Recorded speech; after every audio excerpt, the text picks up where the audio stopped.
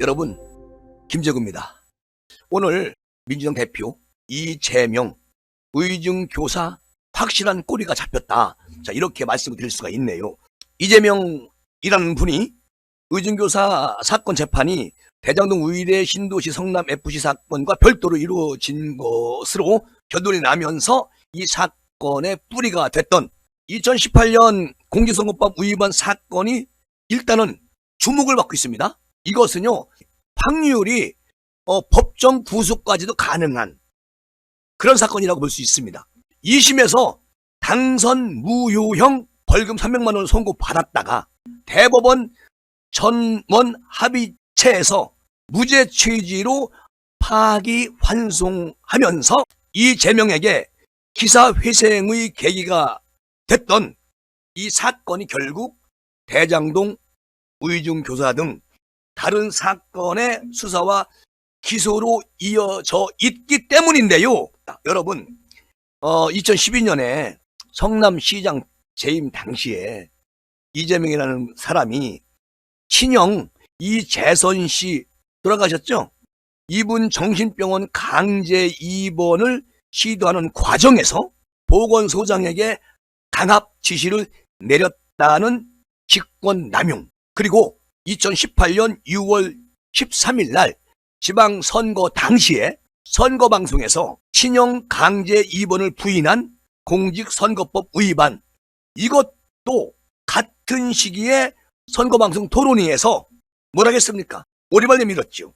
그리고 또 하나, 검사 사칭 사건, 대장동 5,500억 원 환수에 대해서 부인을 했거나 거짓 내용을 말을 해서 공직선거법 위반 혐의까지 하면, 자, 세 개의 줄기로 나눌 수가 있는 것이죠. 그러니까요, 이분 정치 한답시고 주위 사람들 극단 선택하게 하고 친형까지, 친형수까지 완전히 쓰레기 취급했던 그런 분이 이재명이라는 사람입니다.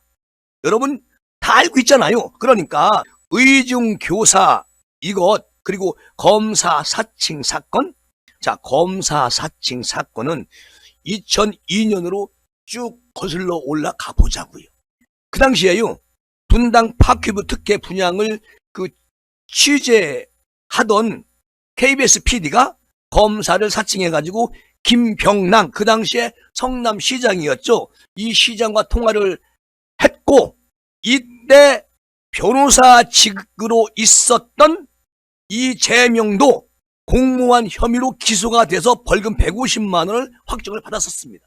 그런데 2018년 5월 달에 이재명이가 경기지사 후보 초청 방송 토론회에서 제가 한 게 아니고요, PD가 그 사칭하는데 도와주었다는 누명을 내가 썼어요. 이재명 왈.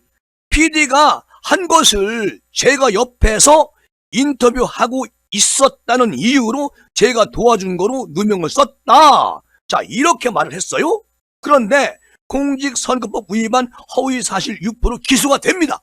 자, 여기서 이재명이라는 사람이 사칭할 검사의 이름과 물어볼 내용 등을 PD에게 옆에서 알려주고도 검사 사칭과 무관한 것처럼 거짓말을 한 거 아니겠습니까? 자, 이러면은요, 완전히 이분은 입만 열으면 뻥쟁이다, 그렇게 국민들이 인식을 하는 겁니다.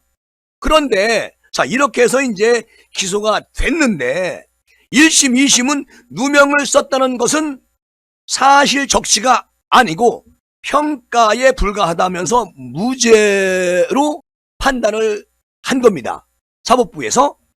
그런데 다시 재판 과정에서 그 김 전 시장 수행비서였던 김모 씨가 증언한 내용이 의중교사의 발단이 되기 시작합니다. 무슨 말이냐? 성남시장 비서였던 김모 씨가 2019년 12월 달에 김 전 시장 측에서 이재명을 검사 사칭 주범으로 몰기 위해서 PD 고소는 취하하자는 의견이 있었다. 이렇게 증언을 합니다. 이것은 이재명을 주범으로 몰기 위해서 KBS PD에 대해서만 고소를 취하하기로 하는 합의가 있었기 때문에 이런 상황에서 억울하게 누명을 썼다고 그렇게 생각하는 것은 허위 발언이 아니다. 그러니까 이재명 측은 이런 주장을 뒷받침하는 내용으로 이재명이가 무죄를 받는데 역할을 한 것으로 그렇게 지금 결과는 그렇게 됐다는 거예요. 그러니까 이게 변호사 출신이라고 이재명이라는 사람이 이렇게 법꾸라지처럼 자기가 한 것을 KBS PD한테 다 독박을 세우면서 자기는 이렇게 무죄로 빠져나오기 시작합니다. 자, 그런데요, 검찰은 지난 9월 말이죠. 이때 이재명에 대한 구속영장을 청구하면서 의정교사 혐의를 포함을 시킵니다. 그러니까 핵심 증거는 녹취록이잖아요, 녹취록. 그러니까 이재명이가 증인 김씨에게 수차례 전화를 걸어가지고 의중을 요구하는 내용이 담긴 녹취록에는 성남시 김병랑 측근 그리고 KBS 측하고 이야기를 해서 내가 주범인 걸로 해주면 고소를 취소해주기로 합의가 있었던 걸로 기억한다는 겁니다. 검찰 녹취록에 그렇게 나와 있어요. 그러니까요, 그때 그런 식의 합의가 많았다고 얘기를 해주면 도움이 될 것 같다. 요게 이재명이가 그 김모 씨한테 설득을 시킨 그런 녹취록이 있다는 거 아니겠습니까? 전화 내용, 통화 내용. 그러니까 김 씨가 내용을 잘 모르겠다고 이렇게 계속 얘기를 하는데도 이재명이는 그런 얘기를 들었다고 해주면 되지 라고 강요합니다. 그러니까 내용을 모른다는 사람에게 그 내용을 증언해달라고 부탁한 행위가 의정교사 아니겠습니까? 지금 내용이 그런 거잖아요. 아니, 모른다고 하지 말고 그런 얘기를 들었다고 얘기를 하라고 이재명이가 이렇게 협박을 하는 겁니다. 그리고 여러분도 아시겠지만 지난 9월 달에 이재명 영장을 기각한 판사 유창훈, 이 사람이 부장판사 아니겠습니까? 이 사람이 의정교사 혐의는 소명되는 것으로 보인다. 얘기했어요. 사법부의 부장판사가 이건 사실인 것 같다. 의중이다. 했단 말이죠. 그러니까 이제 제가 아까 처음 서두에서 법정 구속도 가능하다. 이런 말씀을 드렸잖아요. 가능합니다. 이게 확실한 거기 때문에 그 김모 씨하고 이재명하고 이제 함께 이제 재판을 받게 되는데 여기서 계속 의중을 한단 말이지, 이재명은. 그리고 이쪽 김모 씨는 자기가 아주 양심 고백을 해가지고 자백을 했어요. 본인이 자수한 거지. 거짓말 했다고. 이재명 시켜서 했다고. 그러니까 여기서 판사가 계속 이재명 측에서 아니다. 그런 적이 없었다. 아니, 녹취록이 있는데. 그러면 괘씸죄라든가 어쨌든 법정 구속까지도 나는 가능하다고 봐요. 그러면 끝나는 게 인생. 무슨 인생? 정치 인생. 그 친형 강제 입원하고 관련한 그 허위사실 공표 혐의는 재판 거래 의혹으로 완전히 비화된 상태라고 합니다. 무슨 말이냐면, 자, 1심에서는요, 친형의 정신병원 치료를 해야 한다고 판단을 하고 입원 절차를 진행한 것을 직권 남용으로 보기 어렵다. 이렇게 이제 나왔습니다. 그런데 친형 강제 입원을 부인한 발언이 허위라고 보기 어렵다. 모두 무죄를 선고를 했었습니다. 1심에서. 자, 2심은 어땠을까요? 자, 강제 입원 절차 지시와 진행을 숨긴 채 전혀 관여하지 않았다는 취지로 발언을 했어요. 이재명이라는 사람이. 그런데 공직선거법 위반을 유지로 인정해가지고 당선 무효형에 해당하는 벌금 300만 원을 2심에서 선고를 받습니다. 자, 여기서 이재명이는 2020년 7월 달에 7월 16일 날인가요? 대법원 전원 합의체에서 7대5로 무죄 판단을 받으면서 기사회생이 됩니다. 기가 막힌 일이죠. 이거 완전히 영화입니다, 영화. 그리고 당시에 다수의 의견은 표현의 자유가 제 기능을 발휘하기 위해서는 숨 쉴 공간이 필요하다. 자, 이렇게 얘기를 했어요. 자, 그런데 그 이듬해 9월 달에 불거진 대장동 개발 비리. 이 수사 과정에서 무죄 판결을 주도한 것으로 알려진 누구죠? 대법관 권순일, 요 느닷없는 인간이 화천대유 대주주 김만배를 판결을 전후해가지고 8차례나 만난 것으로 다 드러났잖아요. 그러니까 이게 확인되면서 재판 거래 의혹이 불거지기 시작한 거죠. 결론적으로는 이거는 얘네들이 짜고 고스톱이다. 결국은 꼬리가 다 잡혔다. 이재명은 의중교사죄로 법정 구속이 되면은 민주당은 완전히 개작살난다. 그렇게 될 것이다. 난 희망합니다. 그렇게.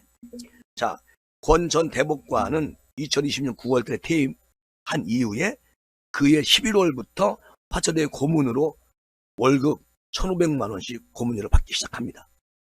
네? 그러니까 한동안 소강 상태였던 이 사건이 검찰이 지난날부터 경찰로 넘겼던 그 권순일 대법관 얘가 변호사법 위반 사건을 넘겨받았잖아요. 권순일이 50억 클럽? 요거 돈 받은 놈이에요. 요것도. 그러니 이재명 조직에 있는 못된 것들은 전부 다 법꾸라지들이다. 난 생각이 돼. 그러니까 이번에 어떤 일이 있어도 12월 달 안에 이재명이는 유죄를 받거나 벌금을 받거나 또 법정 구속되거나 이것은 어쩔 수 없이 그렇게 된다. 왜냐하면 사법부가 김명수가 엄청나게 심어놓고 갔지만 지금 국민이 거기에 시선을 다 돌리고 있어요. 아무리 뭐 민주당에서 5년 동안 저 사법부를 뭐 자기네 그 진보나 좌파 판사를 다 심었다고 하더라도 그 판사들이 국민을 들어가지 않을까요? 느닷없는 짓거리 하면은 이렇게 되지는 거요. 자, 보세요. 5,500억 원 환수는 대장동 배임으로, 그러니까 이 재명이가 2018년 6월 달에 경기지사 선거 유세 연설 중에 뭐라고 얘기했죠? 자그마치 5,503억 원을 성남 수익금으로 자기가 만들었다는 거야.